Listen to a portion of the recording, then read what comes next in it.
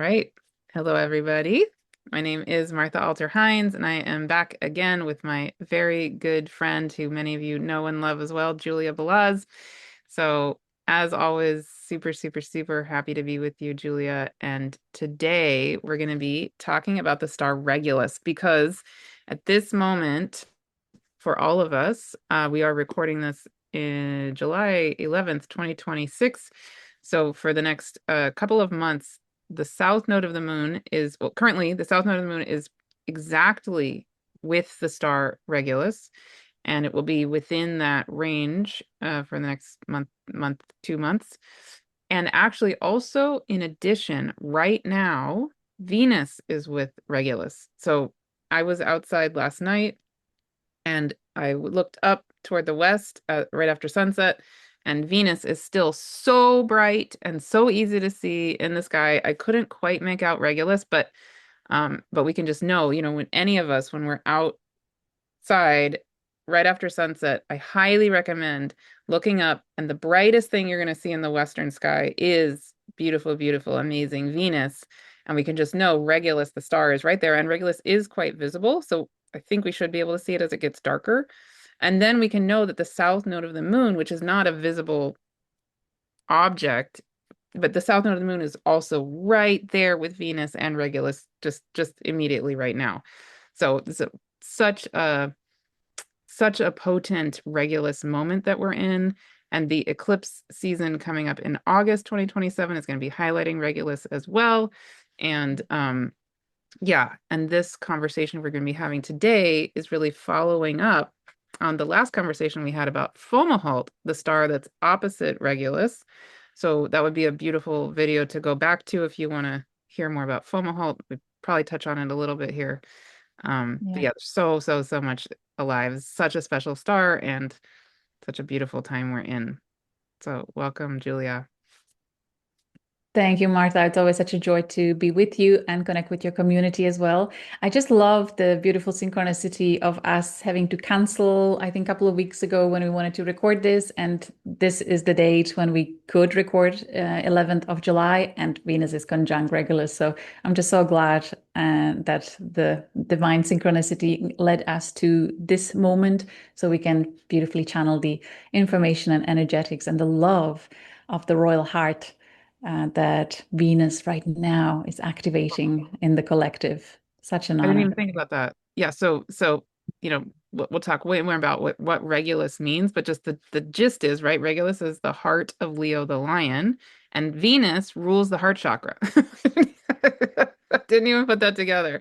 Oh my And I goodness. love the combination of colors that we are wearing. I went for green for Regulus, associated with Archangel Raphael and the green healing ray. And I was actually hoping that you will wear red for the heart. That is hilarious because every time I do a video, I look at my closet and my guides tell me what to wear. And I looked at my closet and so clearly I was feeling you going, wear that one, wear that one. So Love that's it. really funny. That's so funny. Wow. Beautiful. Yeah, there's so much to talk about on this video. There's so many layers to the activation that is happening individually, but also collectively with Regulus right now through so many different angles and points on the sky. So I wonder, will we share the chart? Can I share the Yeah, chart yeah, of the placements just to give an overview of things that we will touch on in this video? yeah. Beautiful. So I hope you can see this now. Hmm. Regulus, currently in year 2026, it's at 0 degree 11 minutes of Virgo. And we're using, I believe, 2 degree 30 minutes orb with this royal star. As you can see, it is conjunct Venus, as Marta was saying. So we will talk about that briefly. And on this particular chart, I actually, with galacticastrochart.com software that I'm using, you can my preference that I just started using this week is choosing North Node as a true North Node calculation, which is very precisely calculated position of the lunar node.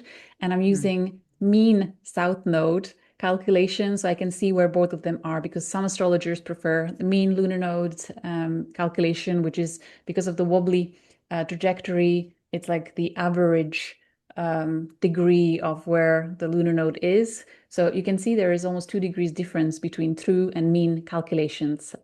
They And both, I yeah, love that because I use true, but Melanie Reinhardt actually uses mean. And yeah, so I love that. There's no one right it's really way. personal. Yeah, it's really personal preference. So I just think it's so handy to be able to see these. So I pick the true one for remembering that true north is true north. So I go for true north lunar node and mean calculation for south. So anyway, it will be a while. It'll be until September when lunar nodes will still be in conjunction with Regulus, and the conjunction is ongoing for the last few months as well. So it's really potent, and not only through lunar nodes, but also in aspect to the outer planets, with Pluto being in quincunx, so 150-degree-ish alignment, and Neptune also forming quincunx. So in fact, we have this finger of God here alignment, placing Regulus on the apex point, which is very significant. So we'll break that down. uh, Uranus is squaring Regulus, so we'll talk about what that may mean for us individually, how we may feel it. And you, Martha, just highlighted to me Chiron, before we hit the record, that Chiron is now in trine aspect to Regulus. So all these um, potent activations are really significant at this time, and there's just so much there to talk about. So Amazing. Yeah, beautiful. And also just to point out for people, when we all were born, Regulus would have been at 29 degrees of Leo for probably all of us. Yeah. And the stars, from our perspective, the stars move approximately 1 degree every 72 years. So it's rare that in our lifetime a star would move signs. But Regulus has moved signs in this lifetime that we are in, and now is at considered at 0 degrees of Virgo. So just to be clear for everybody, on your chart, almost for sure, pretty much promise you, it will say that Regulus is at 29 degrees Leo when you're born, and now when we look at it, it's 0 degrees of Virgo. Yeah. So yeah. thank you so much. Such an important point to acknowledge the precessional cycle and the gentle movement of the sky. Hmm.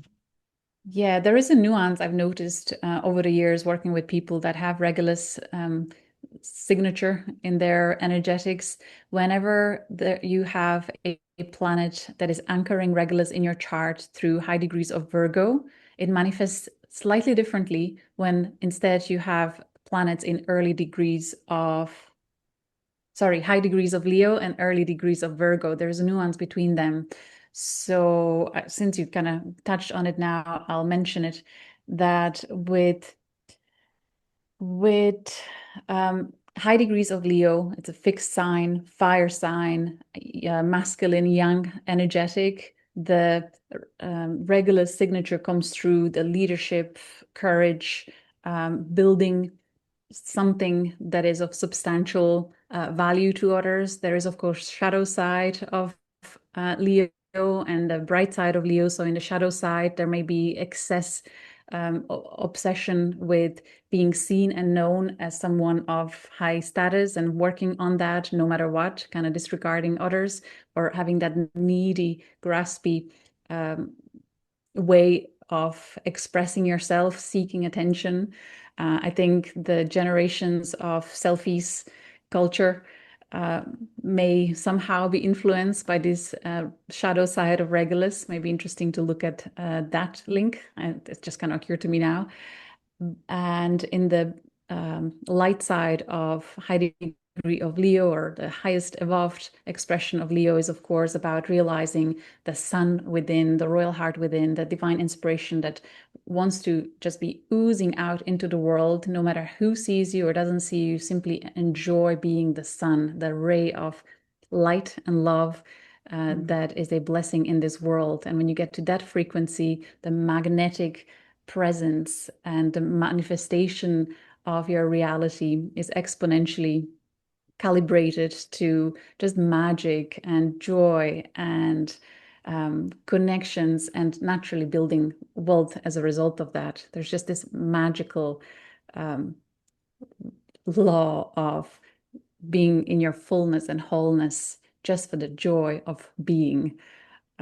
So that's through the high Leo degree planets. And with early Virgo, there is this amazing tenacity that regular starseeds have to build something out of nothing. We have whole generations that are carrying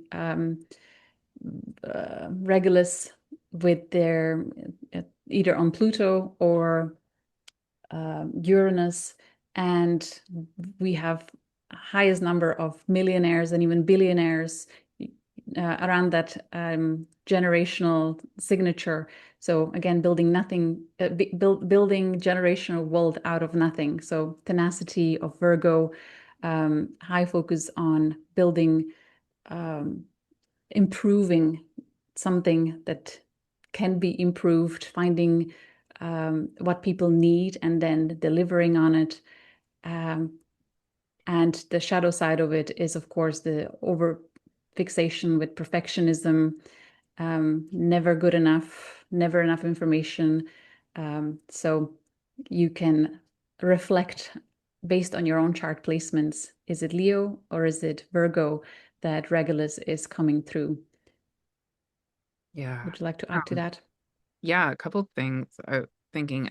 I'll just I want to bring up where Regulus is in the sky, and then I have a thought I want to add to what you're saying. Hang on. I'm gonna pull up stellarium.org, which everybody can Beautiful. go to for free on your own and look at anything, anytime, any day, your own birthday. I highly recommend it. Um, so here, this star right here is Regulus, and this is the current sky. And so Regulus, like we were saying, is the heart of Leo the lion. Here's Venus that has just it's just past Regulus, but still really there with Regulus.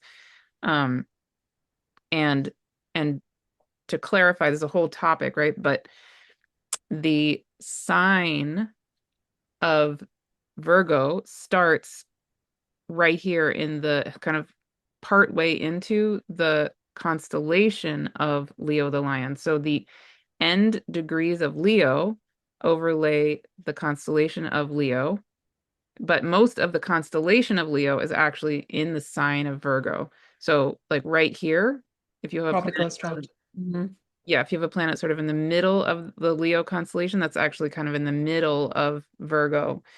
Oh no, sorry, right here would be so like my moon is at 11 Virgo, but it's actually aligned with this star right here, the Zosima. And yeah, so just to clarify, in general, we have a really big combination of Virgo sign and Leo constellation. So it's a beautiful, energetic, in my opinion, to really sit with if we have strong Virgo placements and or if we have strong even Leo placements, because that relationship between Leo and Virgo is really, really important. And I think speaks to so much of what the world is experiencing and the world is needing. Um, and so regarding that, one of the things I have thought about a lot when I've been thinking about that bridge between Leo and Virgo is when Pluto went from Leo into Virgo, that was around 1956, 57-ish. And something I've sat with a lot with my students in my more advanced astrology class, we do Pluto through all the signs, right? And so a lot of people in the class were born right at that cusp moment. So we've really sat with, okay, what was going on in the world right around then?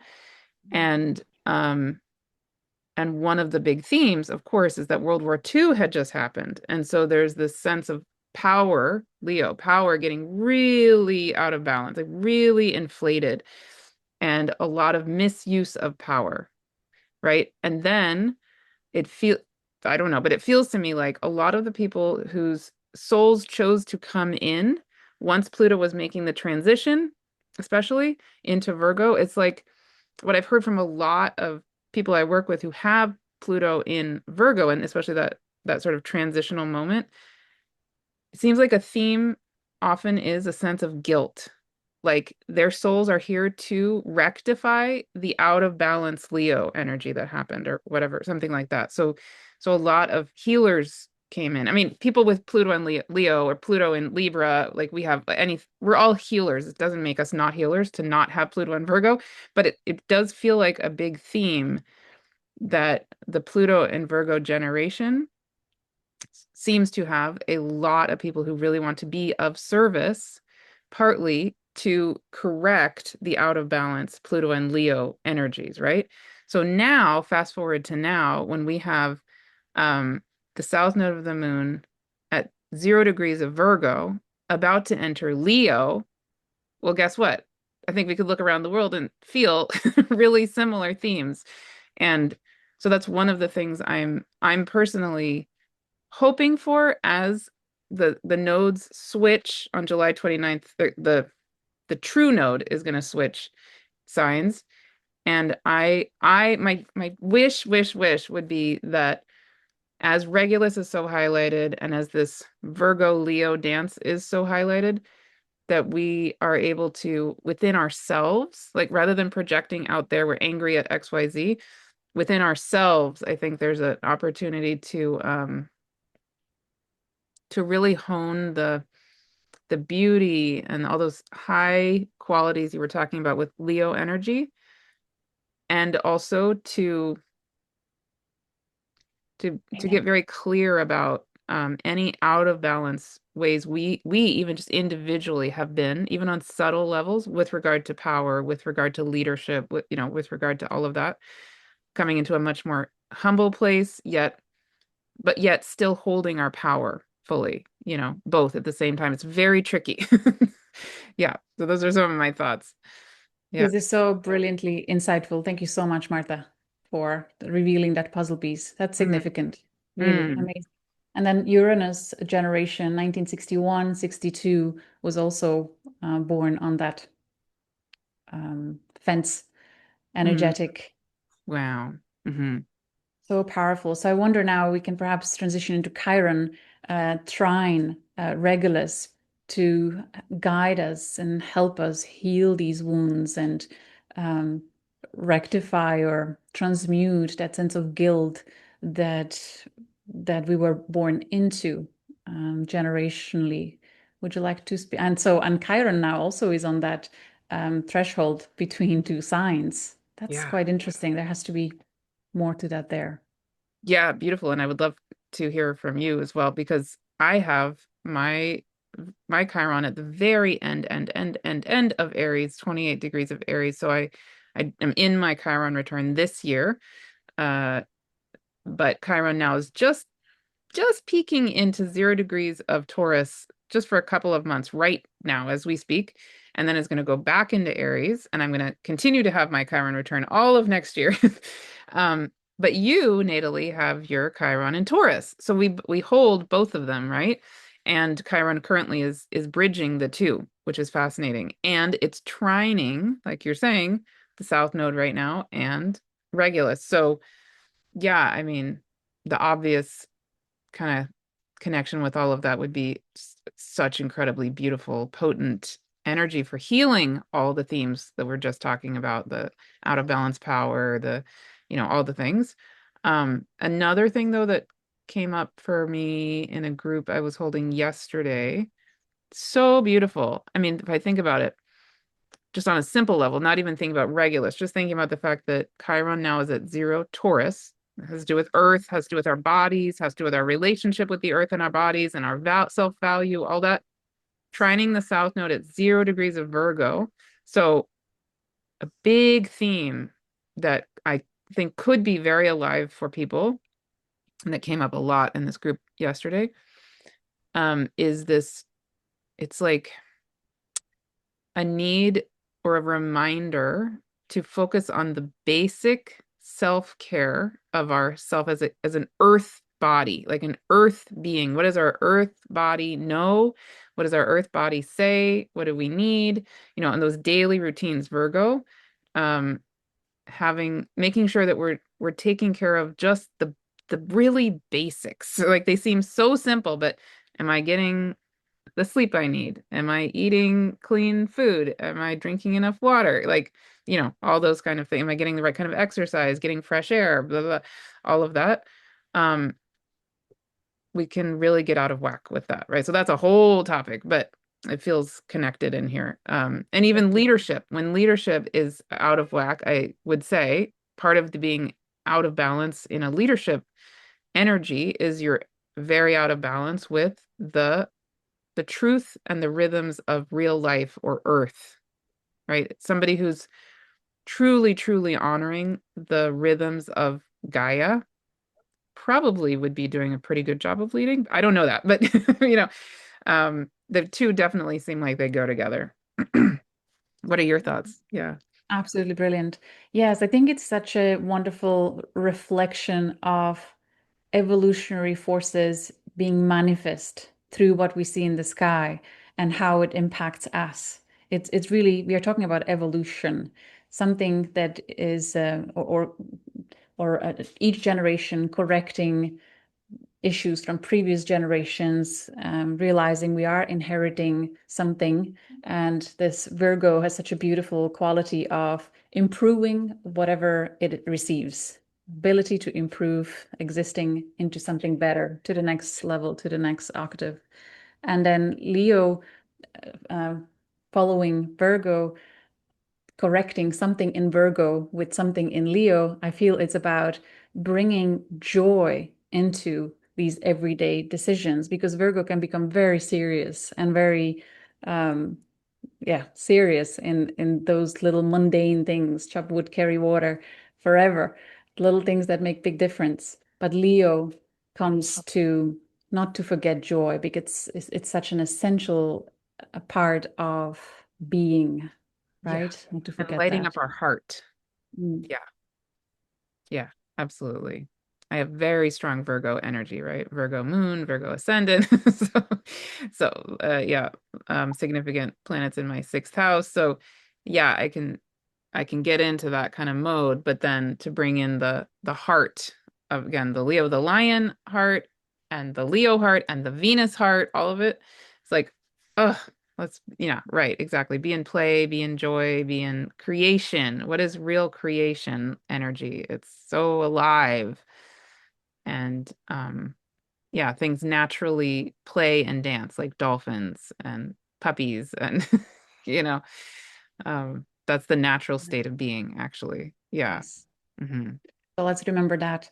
Now, how would you say the quincunx with Pluto in Aquarius and Neptune in Aries play a role in the guidance that the sky offers us as we are navigating current transitional time Yeah, into I our next? love that question. I haven't felt into that. So maybe you talk on that first and I'll feel into it as you're talking because Yeah, I just beautiful. feel with Aries present through Neptune really helping us to, well, first of all, in the shadow side, illusions about what we think we are, who we think we are, what we think we are, uh, but on a highest expression, letting spirit inform who we are.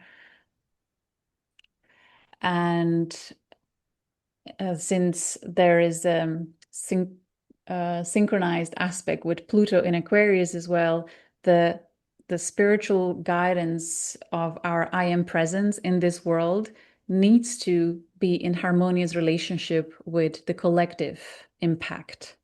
Mm. And then both these outer planets pointing at Regulus through um, challenging aspect of quincunx 150 degrees is about considering both these that are themes that I've just mentioned and allowing adaptation and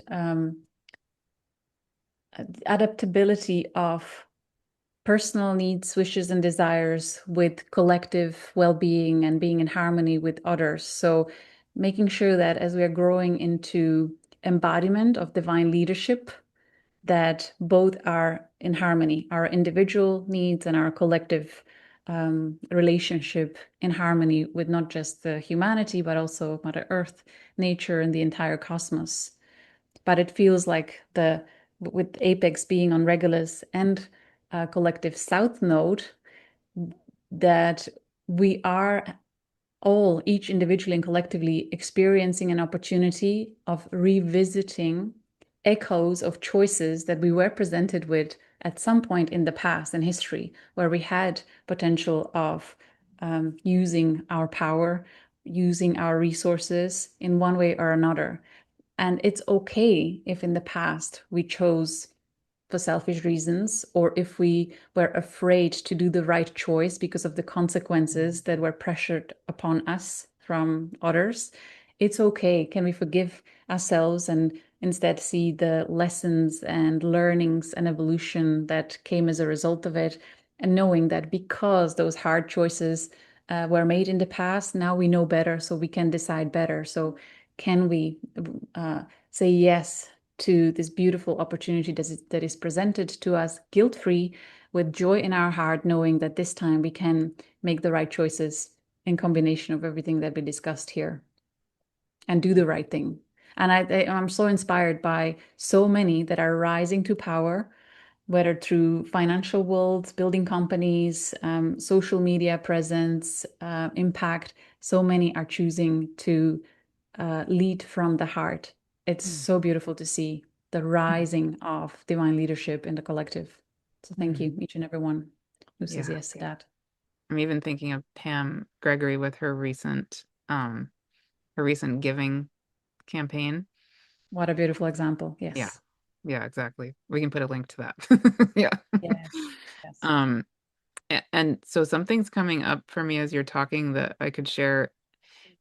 Yeah, with the this yod. So people, a lot of people in my community aren't gonna be familiar with what a yod is, but bottom line, bottom line, this configuration of how the planets are lining up, the south node with Regulus and currently with Venus is the kind of like the arrow is pointing right there. So it's very, very highlighted, that south node with Regulus, really extra important right now. And South Node often has to do with, what we're bringing into this lifetime, both gifts and challenges and trauma and all of it.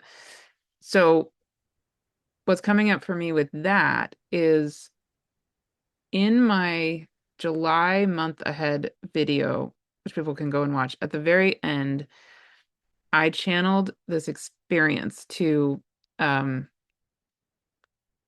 to come back into relationship with an old past life and to both help that being to heal and then also that being handing you all of its gifts.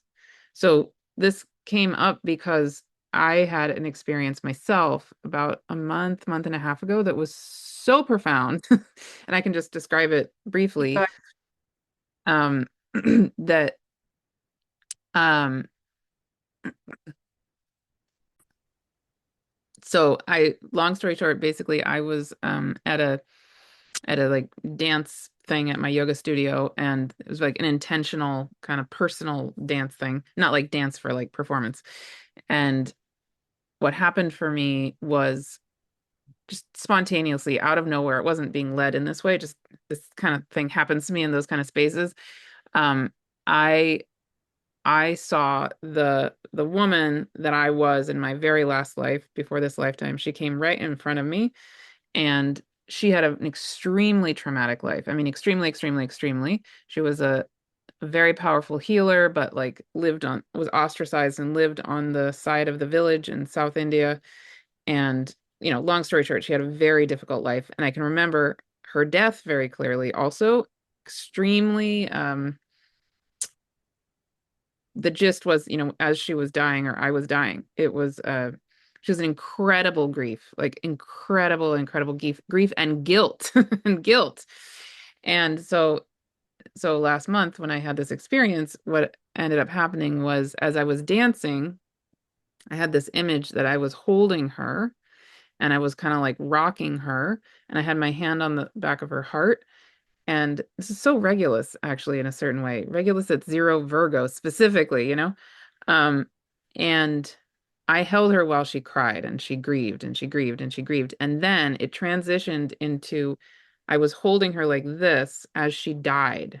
It's like I'm in the middle of a yoga studio and all this is happening, but it was wow. So I held her as she went through her death so that she could feel held and feel not alone. Because that was the big thing. She felt really, really alone and really guilty as she died. And so then as I helped her to heal, then she came around having healed and she came to me and she again, she's an extremely powerful healer being. Um, Way beyond me in this lifetime, way, way, way beyond. But she went like this. She took all of her powers, every aspect of her gifts, and she went boop straight into my body. And I went, oh my God. So anyway, so in this channeling that I did on my YouTube channel the other day, I basically channeled an experience like that. And it's feeling like that is an opportunity right now, right? Is that we all have been those kind of beings and on the earth or in, the Pleiades or wherever. And we all have those powerful gifts, those powerful, um, yeah, just the who we are is we are literally, literally, literally every single one of us existence itself. So uh we forget that because we've been in the time of forgetting. So we forgot. And it's also been really scary to be so powerful, right? I'm speaking for myself, right? We all have those kind of persecution type of lifetimes, probably. I certainly have many of them. And so it's really, really scary. And maybe we feel like we're being, I don't know, crazy to think that we could have all those kind of gifts. But the world needs them. Like we need us, each and all of us, to fully embody all of who we are, right? And so with the South Node, with Venus of all things, with Regulus, that it's like, whoa, yeah. I didn't even think of that when I was channeling. And with Yeah.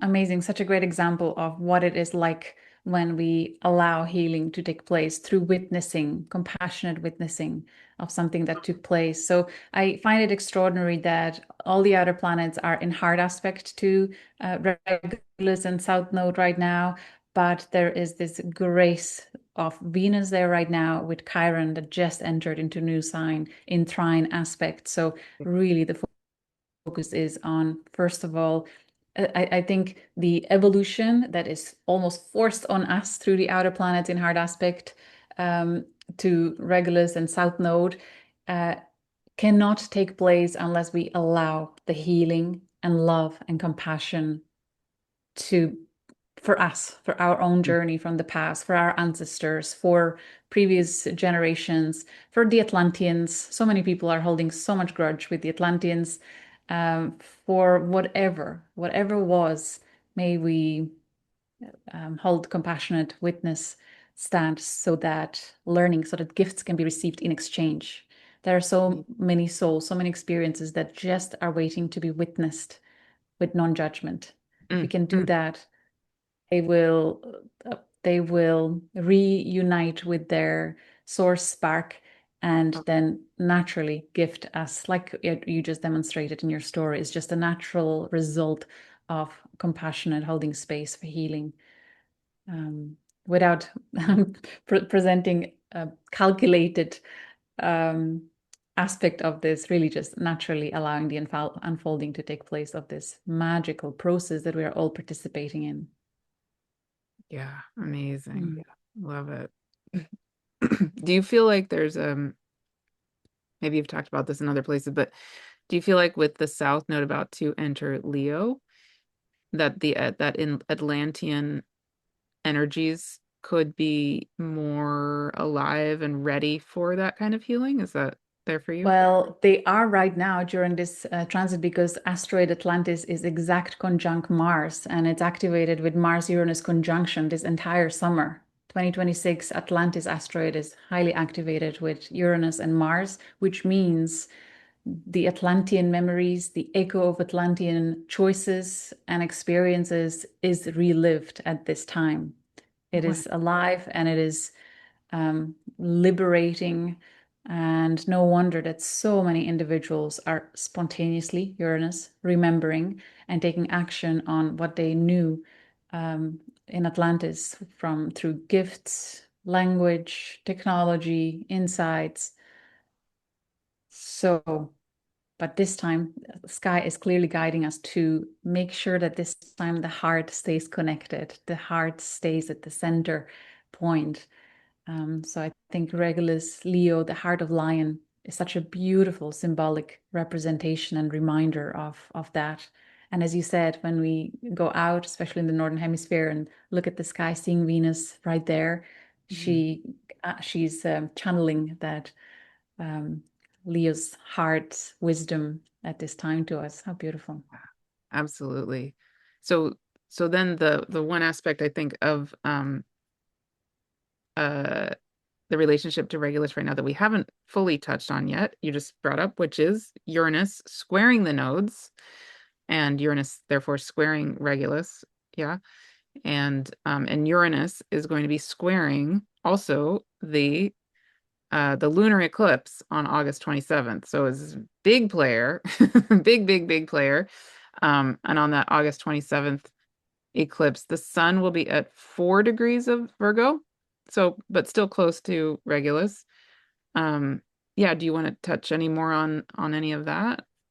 Yes, again, just the Uranian with Gemini's frequency liberation through information. For many people, I feel they feel like they need more information in order to feel safe to make the right choices. Like they keep searching for more so that they can feel greater sense of wholeness or security of, yeah, I'm making the right choice because I have full view of what is going on here. So I think Uranus in Gemini is escalating that informational overload. But then sometimes it can be too much and confusion can take place. Neptune and Quincunx aspect can add to that. Um, but again, the reminder is on the heart. Like whenever we get into that space of confusion because of overload of information, it's the heart that will find its way out of the maze of the mind. Mind needs to serve the heart. Heart can serve the greater spirit. So just greater pressure, yeah, there from Uranus through information. And not only Atlantean energetics are being activated, there is another potent alignment right now as we record it is asteroid flood, which I've mentioned before in my recordings, which is in square aspect to Mercury today, this week, mid-July. And flood asteroid carries the energetics of the overwhelm that we felt individually and collectively and sense of hopelessness and helplessness, witnessing the out of balance that was occurring worldwide. And then the flood itself was a final manifestation of the uh, mental, emotional, and physical and spiritual space the collective carried for quite a while. So with flood, square Mercury, Mars, Uranus conjunct Atlantis, and Isis Osiris traveling together through the sign of Leo this entire summer. I feel a lot of people, as a result, will be feeling overwhelmed, helpless, hopeless. But remember, you are reliving an echo of something that happened very long time ago. And what you need is available to you right now if you just open up to the idea, to the possibility that support and even just energetically from what's happening in the sky is here. The love, the presence of divine love is here, and you can find it inside you first and foremost. Then in nature, and then with the right people will be magnetized to you once you shift that core belief. And with Isis and Osiris, I find it so beautiful of their symbolic story speaking to the story of our fragmentation over millennia, or source fragmenting itself into infinite pieces to go on a journey of knowing thyself. And with Isis's love and dedication, Osiris was put back together, returned to his wholeness. So I feel that story is also very prominent in our own lives, reflected. You know, we are we're not becoming anew, but we are integrating what was lost, what was suppressed, what was traumatized, what was casted out, we are lovingly returning those pieces and remembering the wholeness of who we really were all along, just on higher dimensions, I suppose. So there's just so many beautiful stories in disguise that are guiding us through this age of transformation. Absolutely. Yeah. And you yeah, Heather Ensworth, her perspective on Isis and Osiris is amazing. So incredible. Oh my goodness. Yes. And so as you're talking, I was really feeling this Jupiter conjunct. Is Osiris is not Yeah. on Astro Gold here. Is Osiris also right with Yes, here? Oh my they're goodness. together. Mhm. Wow. So Today, Isis is at 456 of Leo, Osiris at 347 of Leo, and Jupiter at 220 of Leo. So they're very much together within orb. and then they're opposite Pluto. Yes. And actually they're in a grand cross with Pluto, Jupiter, Chiron, and Haumea. And Amazing. Wow. this grand cross is prominent right now, but is going to be so highlighted on July 29th, the full moon. There's going to be a full moon at 7 degrees of Aquarius, I think. So right with this Grand Cross. And then this Grand Cross is such a big deal through all of next year, especially toward the end, November of 2027, because these planets move relatively slowly. I mean, specifically Pluto, Chiron, and Haumea move slowly. Um, in November of 2027, the North Node and Pluto will be exactly conjunct, still at 4 degrees of Aquarius, where Pluto is currently, and Haumea will be at 4 degrees of Scorpio, precisely to the minute, squaring Pluto, as the North Node is conjunct Pluto. And then Chiron will have returned to Taurus. Won't be exactly opposite Haumea, but basically it's going to be kind of where it is right now. So this Grand Cross is fascinating to me, and I did not realize that Osiris and Isis are currently involved in all of it, right? So yeah, I Mm. mean, the healing potential of all of what you just said. Oh my goodness. And Merlin is with Pluto right now, so Yes. opposing Isis and Osiris. So it's really about alchemizing the inner and outer reality. Really, we are here as master alchemists. We've been Oh, training and practicing for this lifetimes, and I know many who are watching this will recognize that within themselves. So thank you definitely. for. And yeah, another thing, maybe because you and I did a video about Merlin specifically, and I highly recommend people go back and watch that. I loved that conversation. So maybe we touched on this in that, I'm not sure. But one of the things I think about with this placement of Pluto in the early degrees of Aquarius is that it's also near the star Altair, which is the eye of the eagle. Yeah.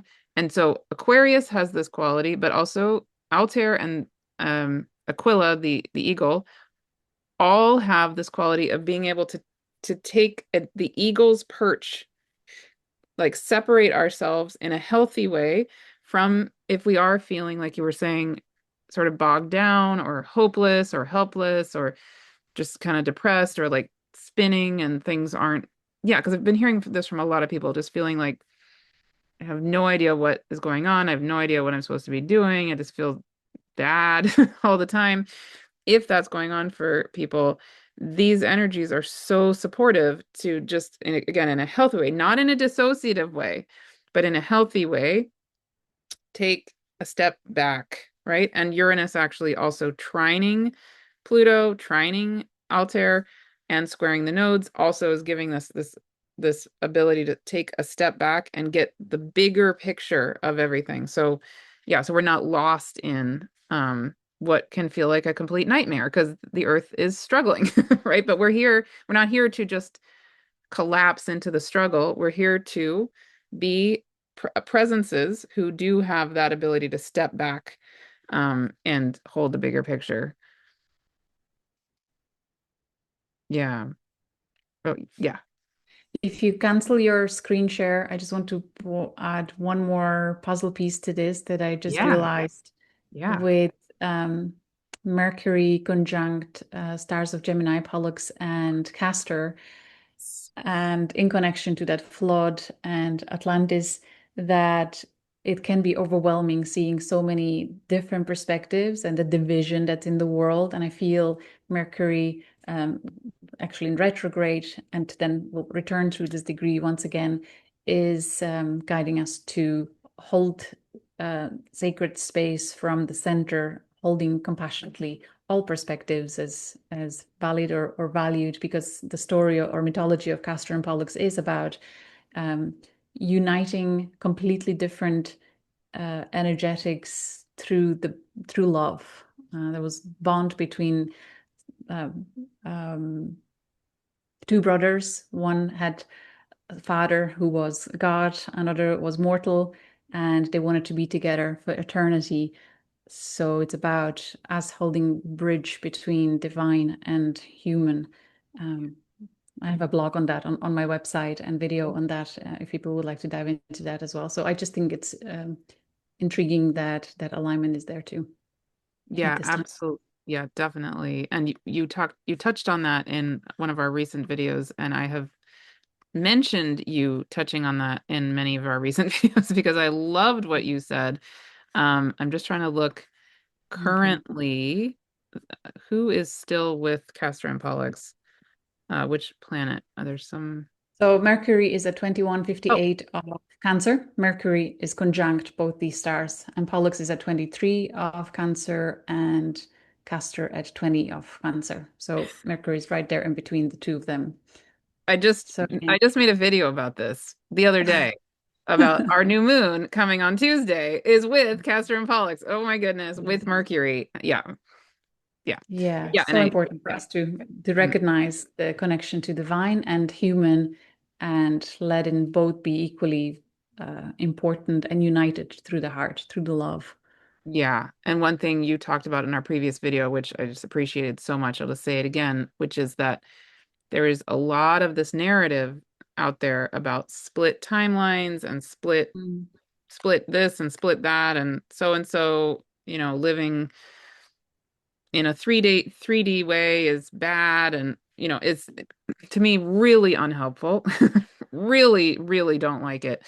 And in my opinion, very strong opinion, we are all source. So, sure, yes, there are divergent experiences for sure. There are divergent and differing choices people are making. Absolutely, that's true.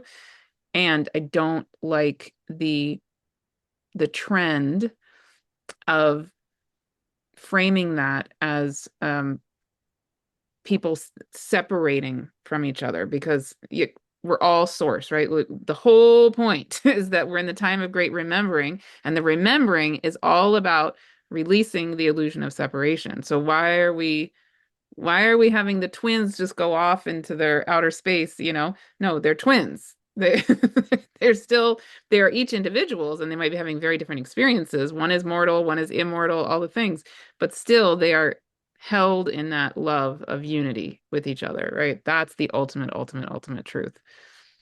Hmm. Yes, beautiful. The word judgment keeps coming up. So I think it's the overwhelm of judgment that we are so conditioned into as completely normal and standard. Like there is just, from day to night, thoughts of judgment.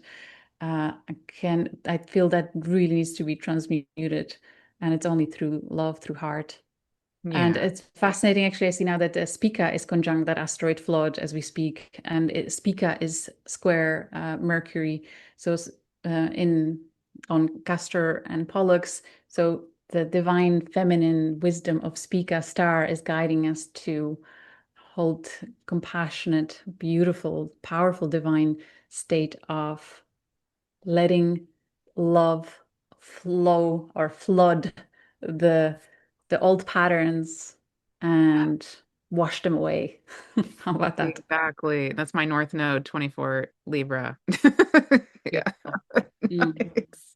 Nice, nice, nice. I won't tell this whole story here, but it's really, really hilarious. In that same video I'm referring to, where I channel about the past life thing, that's my July month ahead video if anybody wants to see tell the whole story from me.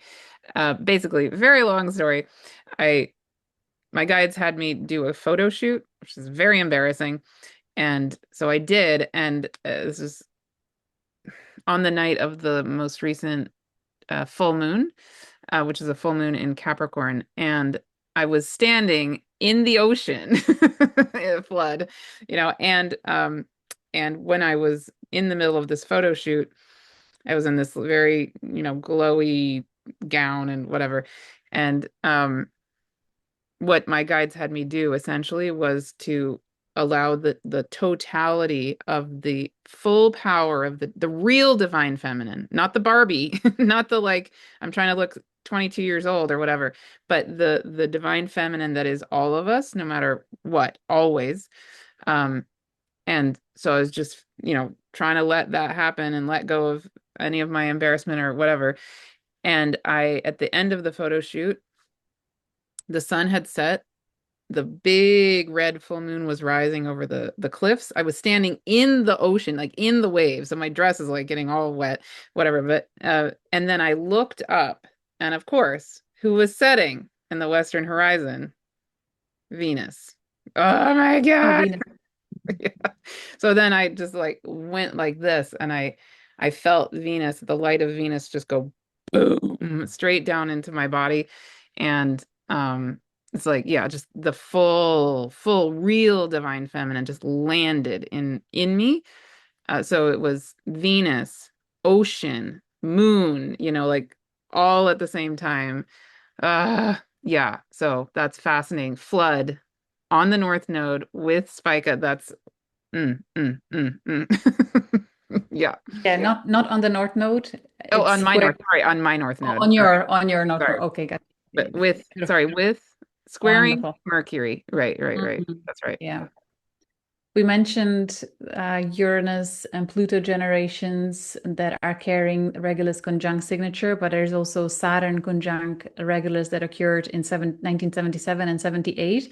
So there's a lot of people with Saturn. It feels they seem to feel like they carry that guilt, even shame about leadership, and they're having hard time overcoming the inner block to fully owning the light of Leo within all of us, or heart, the light of the sun Yeah, I within have all of that. us. So I hope this video will reach them and they will feel more determined to let the love wash away the guilt and shame. You keep the wisdom, but you let go of the pain and trauma that occurred. Exactly. And Keep the wisdom. I was born Mhm. in 1977 with my Saturn in Leo. Yeah. Mm, Yeah. Yep. fascinating. Yeah. Excellent. There are There are two more layers of Regulus star seeds, people who have strong Regulus or prominent Regulus in their chart, and that is connection to feline beings, whether it's feline humans as spirit guides that may show up through dreams, past life regressions, psychedelic journeys, deep meditations, and or connection with just deep, profound love for lions and cats and the feline on roaming this earth. So, would you like to comment to that? Yeah, Um, definitely. So I know that I haven't personally experienced it, but I know that Kelly Kolodny recently has been channeling a lot regarding lion energy. And also in March in particular, I did as well. And I think more recently than that, I did also. But the was really interesting. I heard this from other people. Again, I haven't heard Kelly's actual channelings, but probably a lot of people watching this have. So you all can tell us what's true or not true. Um, but from what I've heard, she and I both were channeling some version of us being held to embody the goddess lioness power of ourselves as the divine feminine in that way of being her. And in what I channeled, I think a couple of different times, we were held to become the lioness goddess that we are, and then we were handed a crown. A crown's placed in our head, like a golden crown, um, an amulet on our heart to light up that Regulus heart energy, and we're handed a scepter, which is, like this magic thing.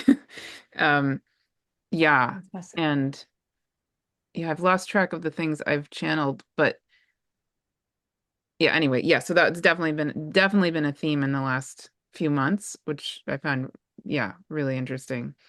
That's fascinating. Yeah, in Egyptian mythology, Regulus is linked with Sekhmet, the goddess, lion-headed goddess representing uh, power, protection, solar energy, fierce, protective qualities, and of course the royal leadership. So that's amazing. Yeah. Beautiful. Hmm. Yeah, Okay, and the absolutely. second part to this, I would invite the viewers to share if they feel connection with lion or feline beings. Another manifestation that I've seen over the years is deep connection with nature, but with the fae and fairies Ooh. um, kingdoms. Does that feel more So also true? Yeah, does that feel more true with, with the Virgo version or not? Or- I actually never checked or reflected on that with them. I always felt more with Leo rather than Oh, with really? Awesome. yeah, because Hmm. it's their the essential nature in this kingdom is joy and Oh, love for divine. And light. They're light. Spark. yes, Mm-hmm. and they too have their hierarchies and royalties, and it's in particular the stories that were coming through past life regressions in connection to Regulus person tapping to their connection to fairies or fae. There was always some story in connection to royalty within the fairy realm, and being born now with the mission of speaking about them to help us remember this realm that has to recede 12,000 years ago or before. It's meant to come back to our awareness, to our acceptance. So there's a lot of these very royal beings on mission in human form, allowing the stories of these kingdoms to be known once again and remembered and accepted back into communion with humanity. Definitely. And you know what else is coming to me about that? Do you know about the moons of Uranus? Their names and You've mentioned them on the call before, oh yeah, yeah. we had the conversation before. Yes. So the Uranian moons are named, many of them are named after Shakespearean characters, including largely after various fairies and beings of the fairy realms, including king and queen of the fairies. So it's like, Fascinating. hmm. Wow. And Uranus squaring Regulus, right? Yeah. Really Yeah, interesting. so that too may be very alive with many people. So if you remember fairies, if they come to you, if you see them, if you're able to perceive them, perhaps your mission is to speak of that, speak to that, mention it, share it in whatever way, be playful about it. We need to infuse human collective with these stories and images and art and all that, because that's like a forefront runner to manifesting that reality into being. So there are many who carry this beautiful mission. Oh, I Mm, love it. Yeah. yeah, great. And if I may, with the next puzzle piece in Vedic astrology, I believe Regulus is connected with our ancestors, with the inheritance. And I feel I can see now how fitting it is because the story of everything we're sharing here today is about what each of us inherits when we are born into this incarnation. We need to acknowledge it in its wholeness so that Hmm. we can then see what did God um, put into us in order to help evolving whatever we inherited to its next octave. Um, Beautiful. yeah, I love it. Do you have any great. main major placements with Regulus or the I strong? have Pluto and Saturn sextile Regulus, and my ascendant and all midpoint, all points in hard minor aspects. So I Okay. have both the challenge of the way I feel the challenging aspects is being hyper aware of the very fine line that is ever present whenever we are stepping into the role of a real leadership, there is the temptations of ego being fed, or dismissing someone as less than, or putting yourself above someone, or not considering or not valuing even one person that looks up to you because they are not connected, like being calculative. Like all these thoughts, they can come up. I think it's very natural because it's such a big part of the history that we inherited when leadership is misused. So I feel like I'm always walking on that edge, always consciously choosing the heart and humility and deep respect and appreciation. So I feel that fine line, I think, through these hard minor aspects that are challenging my ascendant, midheaven, IC, and descendant. And then Pluto, Saturn, sextile.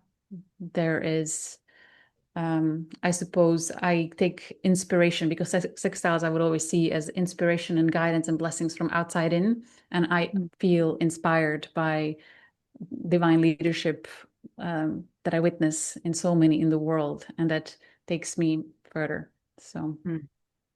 Well, that kind of relates to the last question I'm feeling for you, which is I really witness you as an incredibly beautiful model of sacred leadership, right? And you're going to be humble and all that, but but it's so true.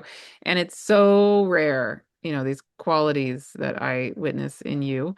So I would love to hear as as the South Node currently is with Regulus, and then are about to have the South Node in Leo for the next 18 months. We already have Jupiter in Leo, and we're even going to have Mars in Leo, and they're all going to be conjunct. I mean, this Leo energy is so strong in addition to the Regulus energy. So, yeah, what are your what are your top values with regard to sacred leadership? Like what's your hope and wish for our world, for our community, for and what are those thank you, values? Martha. Yeah. Such a beautiful question. And thank you for that recognition, and right back at you. I Oh. too feel always inspired by you and everything you demonstrate. For me, it's always love. And I have this sequence embedded in me and using it over and over for many, many years. What would love say? What would love do? I've let that guide me for many, many, many years. Whenever I am either triggered or something arises where I'm not sure, I would step into what would love say and what would love do. And whenever I do that, I feel Christ instantly, and Mm. look to him, her, and Magdalene as well as his um, divine couple, them working together. What would they do if they were in that role? Because they lived in times that were extraordinarily brutal. Mother Mm. Mary as well. So I don't know, it's just that sentence locks me into the Christ Magdalene frequency. So, and then equality. I have equality embedded in me as well, that when I'm interacting with anyone, that I like to maintain this level of communication rather than this or that. So these two seem strong. What about Exactly. you, and what alignments do you have with Regulus? I'm curious. Oh, well, in terms of my alignments, I mean, I have my Mercury at 5 degrees of Pisces, so I guess kind of sort of opposite-ish, Wider Regulus. orb, yeah. Yeah. Yeah, that actually may answer the question to people before you go further about the orb. How far can you Yeah. count a conjunction or aspect? It's again a matter of personal preference. The closer to the degree, the stronger and more obvious the manifestation. But if you're very in tune with cosmic energetics and symbolic communication of nature of this universe, people can sense and recognize manifestation of it even through 5 degree orb. So it's really depending on the individual, and it's the transits that activate these energies and make them alive at any particular moment. So even if it's a wider orb, even 5 degrees, if you have a planet on that point, suddenly it'll that energy of Regulus or any other star will be alive, or asteroid or whatever we're speaking to. Mm. So Yeah. back to you to have Perfect. that. Yeah, I think that would be probably Your the one that's forehead is stronger. Hmm. yeah, my FOMO. So my Mercury is conjunct Fomalhaut, which again we talked about a lot in the our Fomalhaut video. Um, I don't have very many early degrees or even very, very late degree planets. So I don't, yeah, I don't know that Regulus is super highlighted for me, but I do have my moon and my ascendant in the middle of Virgo, which is more in the center of the Leo constellation. So I really, really resonate with the combination of Virgo Leo energies. That's something I've been sitting with a lot just in the last 3, 4 months. And I'm recognizing how important it is for me and how it actually informs my Saturn in Leo, which I've been a little scared of, right? Like kind of what you talked about. So, yeah, for me to embody my Leo-ness I've had to really work at it. Saturn in Leo. And when I've recognized that my Virgo placements are actually in the Leo constellation, then I go, oh, that helps me feel more comfortable somehow. I don't know. Hmm. With my Leo Brilliant. side. Yeah. Feels more protected and sacred to combine Virgo and Leo for me rather than just feeling like, oh, I'm just going to be out there shining in the world and all, no boundaries. That doesn't feel good for me. I need sacred temple energy with it. So, yeah, yeah. What a brilliant example. Yeah, that's helpful.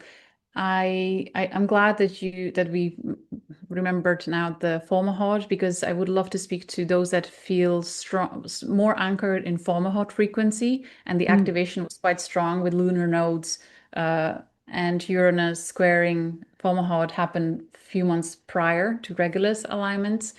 And I just want to point out that some former hot star seeds looking at Regulus individuals may feel triggered by Oh. the way people shine because they Mm. didn't yet discover it within themselves or didn't allow it within themselves or whatever unresolved relationship with leadership. Use that trigger to help you uncover what needs to be revealed and healed, and or you will just feel deeply inspired by Regulus at this time, people that are really embodying that frequency beautifully. And when you feel inspired, don't drop into sense of lack and sadness that you don't yet have that. Quite the opposite. See that inspiration as a reminder that what you recognize is another in another is already present within you. So let it let that inspiration awaken a similar expression in you. Yes, Mm. exactly. And I want to point out I want to bring up the August 27th eclipse before we end because it's speaking to exactly what you're talking about so powerfully. Um so August 27th, 2026 we all have, and actually for a lot of the world it'll actually be August 28th. So for you, Julia, it'll be August 28th, right? It's 9:20 p.m. August 27th Pacific time. So most of the world actually it's August 28th, and it's a very strong lunar eclipse with the sun at 4 degrees of Virgo conjunct Mercury, not too far from Regulus, but the south node having already entered Leo, Mm. still with Regulus, but Hmm. now in Leo. Okay.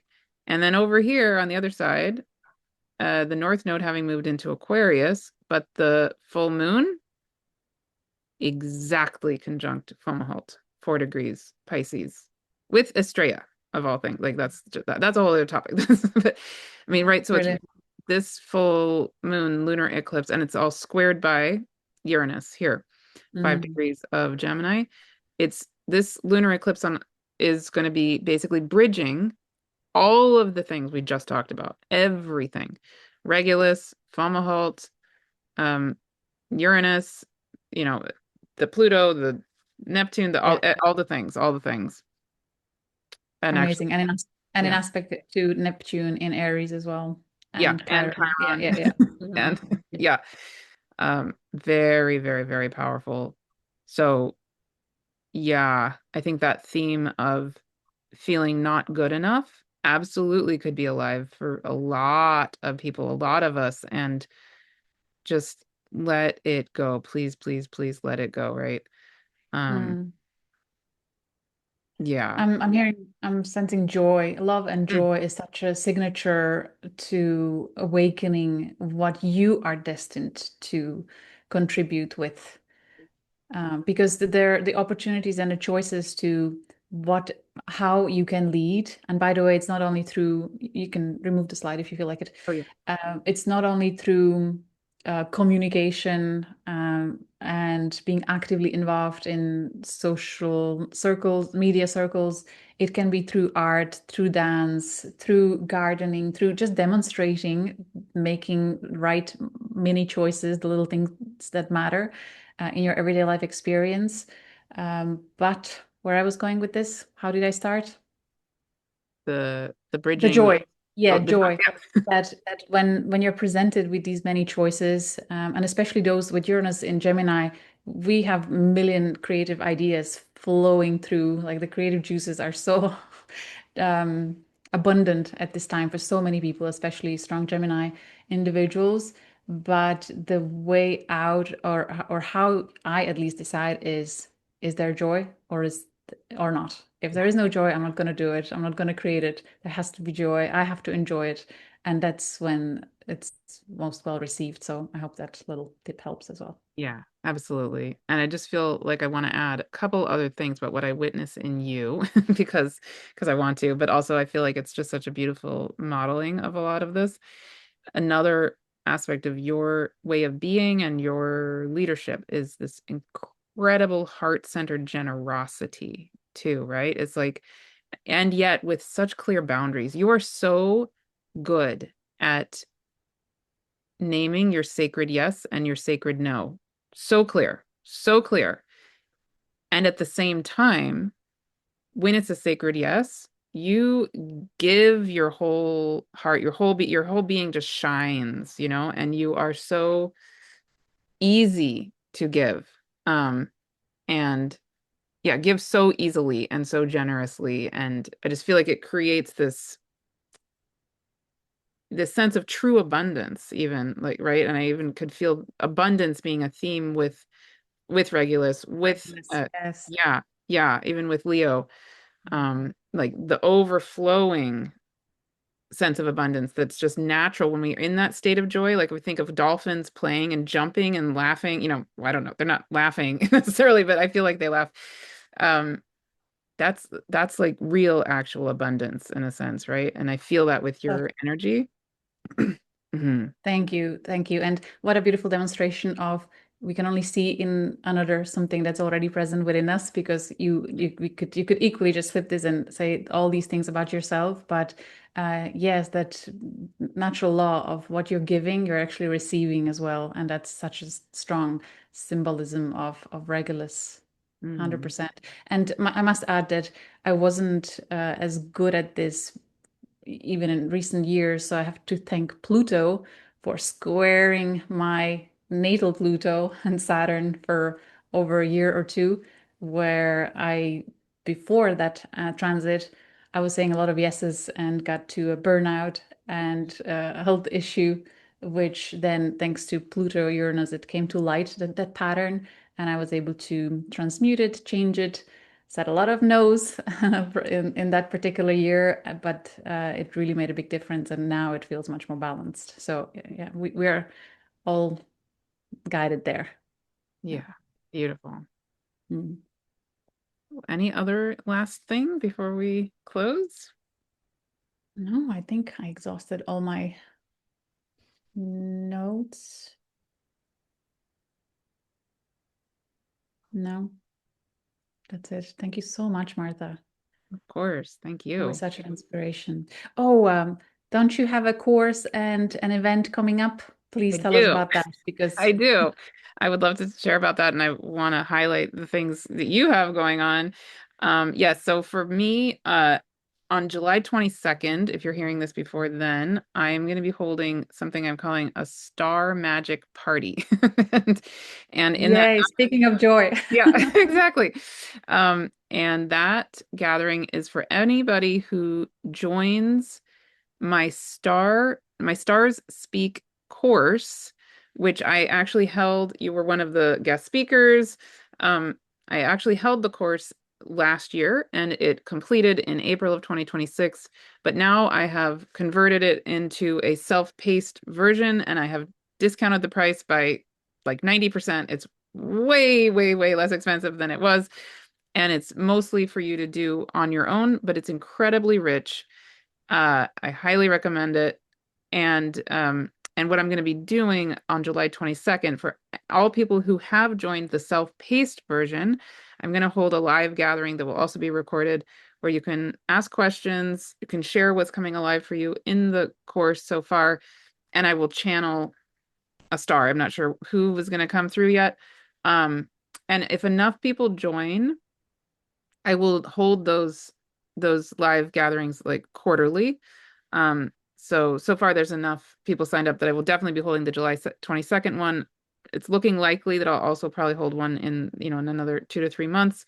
But yeah, so if you join that, you're welcome to come to all of the, if I do end up doing the quarterly ones, you're very, very welcome to all of them as they come along. And um, yeah, the course itself, I'll just sum it up by saying it's a 13-month course where we cover the astronomy, astrology, mythology of various stars, and I channel a total of 13 stars throughout the course. And all of the channelings ended up being, I would say, medicinal sessions, like healing sessions from various star beings. So Regulus was one of the stars.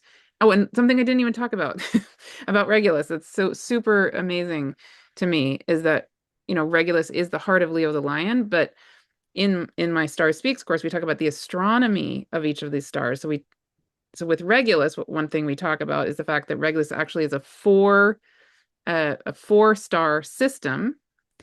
And I feel like that's so fascinating and amazing that it is associated with the heart of Leo the Lion. And of course, our heart has four chambers, right? So when I was channeling Regulus, what came through was a very powerful, beautiful heart healing um, energy session, basically from beings of Regulus. Yes, exactly that. Yeah, Amazing. amazing. I love the connection with the heart and four chambers. That's brilliant. Absolutely brilliant. Hmm. What a great Yeah. insight.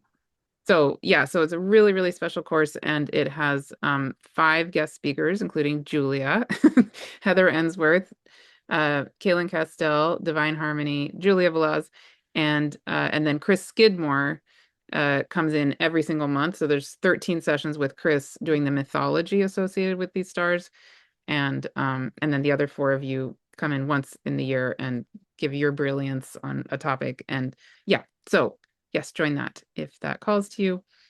And yeah. I'm so happy you converted the course so that it's available indefinitely because it's so rich in value, and I can't believe how accessible you are making it Mm. with the price value on it. So what a gift. It's a When gift that'll keep on giving for sure if aw, anyone. Yeah. I feel like it's such a beautiful compliment to your galactic astrology course. It's, they're very different in a certain way. I weave in your like every month I tended to talk about either your perspective that I've heard, about various stars, or I bring in one of your galactic astrology students who have done a video on whatever it is, the Pleiades or the, such and such. Um, so the galactic astrology perspective is woven in throughout the whole thing, but then your course, of course, does the big deep dive onto your perspective on it and your way of being with it. And so yeah, people who are interested in both, I feel like they just these two courses go together really, really well. Yeah, I feel they really complement each other. Surely for the value in how you're bringing the channeling element and really guiding people to to form a direct relationship and Yeah. receive information that is relevant for them through each star, and just being in that journey as a group going through the course together. I think it's so powerful because you spent an entire year, 13 months tapping as a group into Mm. each of these stars. So naturally, the information that you um, revealed was quite potent and relevant, more like on a collective level. So I think it's just invaluable what you've created there. It's amazing. Mhm. Yeah, it's Mm. very, very, very important to me that to foster each person having their own truth about all of it. Yeah. Yeah. Mhm. But then you have, first of all, I just want to make sure everybody knows about your new calculator, right, which we talked about in a previous video, but you were showing it in the beginning of our video today. And I just want, do you want to talk about that and then share Yes. and your So asteroid course and yeah, thank you. anything and everything. I just very briefly mentioned the calculator. If you go to galacticastrochart.com and register with your email address, you will unlock extra features that include, I don't know, many, many stars, including Regulus. It'll be very easily shown around the astro wheel. And then you can look at the galactic report, which also shows you aspects, major aspects to these stars. Um, so it can be very helpful to you because sometimes if we don't see the conjunction, we think that star is not there, but it may be there through opposition, trine, sextile, square, and even minor aspects. And they each tell a part of a story of your connection to this star and how it manifests in your life. So these are really important puzzle pieces to your story and your wholeness that is meant to be fully embodied in this incarnation. So I invite everyone to enjoy it. And with the registration, you'll also unlock 49 asteroids, including all the ancient civilizations that are Mm, covered in my recent course. So you can see where Atlantis is in your chart, Lemuria, Mesopotamia, Babylon. There are mm. so many ancient stories that are echoing out through time and space through our own incarnations and experiences. So have fun exploring all that. And And then the all of website will that, take you wherever you need to go yeah, through and the all of courses. that that you just mentioned, that's all free, right? Because you have a paid Yes. version, but you people can sign up for a huge amount of information for free. So just to Yes. highlight that. So incredible, yeah, what you're offering.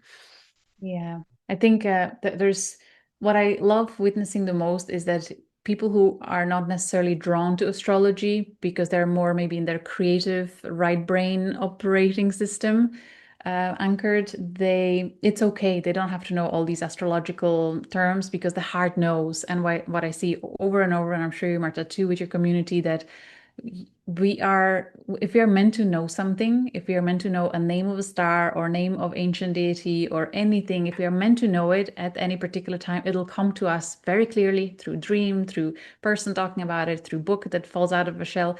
You will, what you need to know, it'll come to you. What's for you won't pass you. So don't you ever worry about missing something. It's just impossible. So, but then seeing it on a chart, in a chart, black and white, it's such a healing and activating experience. So that's why I love astrology. Totally. And then you have this amazing new asteroid course. You want to talk about that?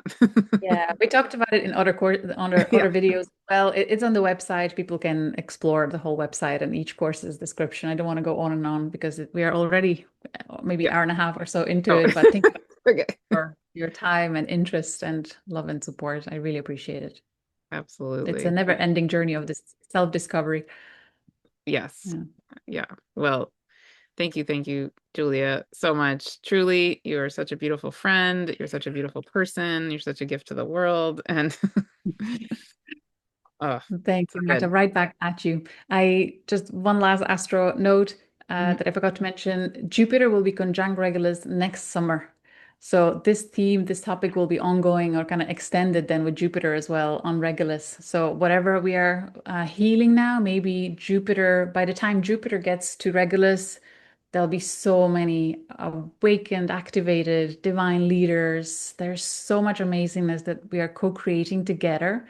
We can see it already. If your algorithm is well aligned with your frequency, it's amazing to witness what people are creating and sharing. There's so much inspiration out there. So I feel like with all this healing that's happening with the help of Chiron and everything else, Isis, Osiris, Merlin, all the alchemizing, imagine by next year how much, the magnitude of the energetics that will be present and alive within all of us. And we are really then shifting, I feel, to collective co-creation. Oh, We are already doing it. We can't not be doing it, but more consciously creating something as a unified field centered in the heart, Oh, building yeah. new future for our humanity and the generations to come. So And thank you. then the North Node in Aquarius, right? Really bridging the Leo Aquarius energies with what you're saying, and the Pluto Mm, being in Aquarius and the North Node being conjunct Pluto. Anyway, yeah, all yeah. and I just add at the end, let's see, the end of next year, also Mars will have transited Leo and will enter Virgo, and then it's going to go retrograde in Virgo back into Leo. So it's going to cross, Mars will cross Regulus 3 times at the end of next year into 2027, 7. something. Um, yeah, anyway, so yeah, Mars will be activating Regulus also very strongly with Jupiter. Yeah. And yeah. Yeah, these themes just keep weaving themselves back and forth and back and forth. Sons of God and daughters of God rising Yeah, collectively. amazing. Beautiful. Well, Well, yeah. Thank you. I was gonna say thank you to everybody joining us. And we, of course, as always, would love to hear what's alive for you. And we appreciate you so, so much. And yeah, I'm just feeling that joy and love and appreciation and gratitude in my heart for you, Julia, and for everybody in this joint collective community space that we are all co-creating together all the time. It is so inspiring and is literally what we're here to do. Yeah. beautiful. Thank you. I look forward to connecting with everyone in the comments. Thank you so Yeah. much. Stay well. See you all soon.